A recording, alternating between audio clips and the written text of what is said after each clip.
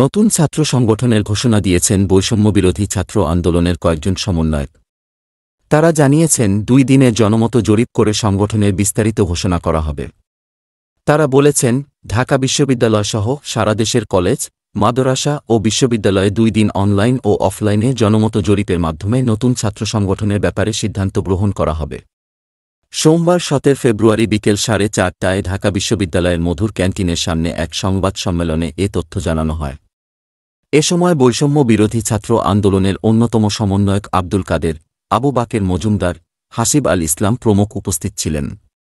আবু বাকের মজুমদার বলেছেন, আমাদের কাঙ্ক্ষিত সংগঠনের নাম ও আত্মপ্রকাশের তারিখ সম্পর্কে এখনও চূড়ান্ত সিদ্ধান্ত গ্রহণ করা হয়নি।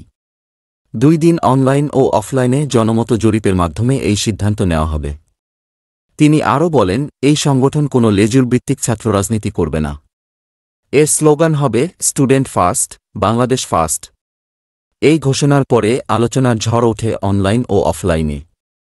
কৌতূহলীদের মনে প্রশ্ন, তবে কি বৈষম্য বিরোধী ছাত্র আন্দোলন ভেঙে গেল? সংবাদ সম্মেলনের পরেই যোগাযোগ করা হয় বৈষম্য বিরোধী ছাত্র আন্দোলনের আহ্বায়ক কমিটির মুখপাত্র উমামা ফাতেমার সঙ্গে। তিনি বলেন, এতে কোনো দ্বন্দ্ব নেই, সবার সম্মতিতেই করা হয়েছে। উমামা ফাতেমা বলেন, সেখানে আমাদের আহ্বায়ক কমিটির কোনো সদস্য ছিলেন না, সেটা ঠিক।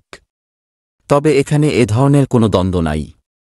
যেহেতু রাজনৈতিক দল গঠনের আগে ছাত্র সংগঠন গঠনের কথা বলা হয়েছে, তাই সবার সম্মতিতেই এটি হয়েছে।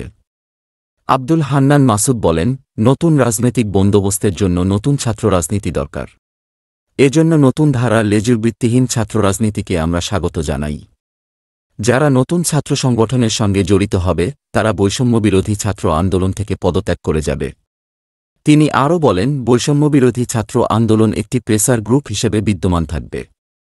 জুলাই এর স্পিরিটকে ধারণ করে এই সংগঠন দেশ গড়ার কাজ অব্যাহত রাখবে।